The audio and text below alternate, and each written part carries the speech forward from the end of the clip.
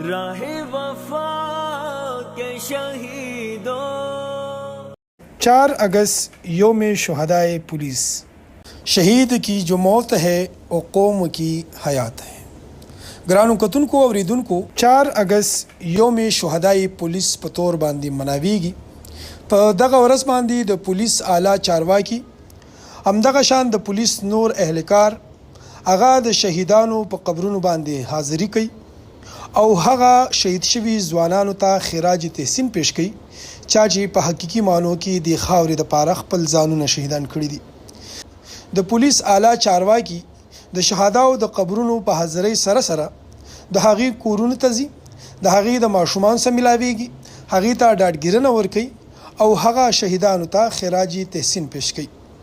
دغه شانتي د خیبر پښتونخوا په مختلفو ضلعو او سیمو کې عام خلک دستوري را جوړي، شمع لګي او هغه شهیدانو ته خراجي تحسین پیش کوي. په دغه سلسله کې اس پی سیټي ډیویژن احسان شاه شهید سب انسپکټر تاجمیر شاه په قبر باندې حاضری کړې ده. په دغه موقع باندې ډي اس پی یاقوت سرکل توحید خان، اسچو تانا آغا میرجانی شاه، حضرت حیات او نور پولیس افسران هم موجودو. پولیس افسرانو د شهداو په قبرونو حاضری وکړه او هغې ته سلامي پیش کړله.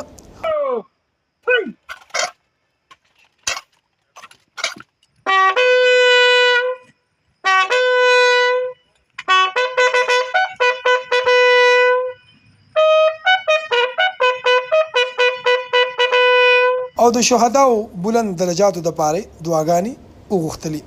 د هغې نه پس شهید تاجمیر شاه بچو د هغې لواحقینو سره ملاقات هم وکړو، د هغې سره تعزیت هم وکړو.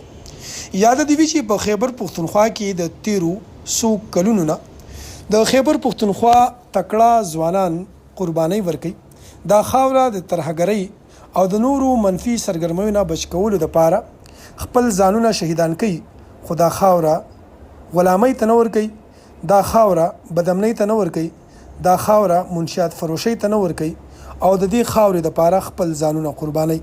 موږ له هم پکار دا دي چې موږ په خپل علاقو کې پولیس سټیشنو ته لاړ شو، یو ګل واخلو، که ډېر څه نشو کولی چې یو ګل واخلو او هغه موږ پولیس اهلکارو ته د مینې محبت په توګه باندې ورکو او هغه شهیدان تاسو ته وپته چې ستاسو په علاقو کې هغې اوسیږي او هغې یا شهیدان شوي یا زخمیان غازیان دي، باید چې موږ د شهداو په قبرونو باندې هم حاضري وکړو او هغې ته دعای مغفرت وکړو.